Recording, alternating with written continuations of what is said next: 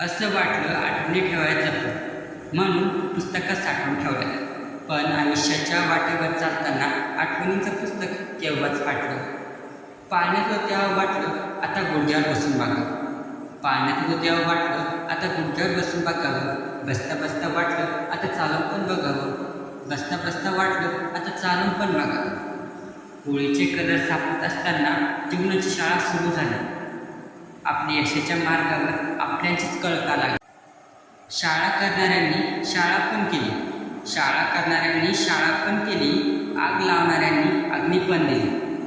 ज्यांनी कधी फुलाची पाकळी नाही दिली, ज्यांनी कधी फुलाची पाकळी नाही दिली त्यांनीच फुलांची माळ आणली. ज्यांनी कधी स्वभावच समजून घेतला नाही आता तेच लोक स्वभावाचं कौतुक करतात. अर्ध्या आयुष्याच्या वाटेवर रांगोळी आणि सडा घालतात.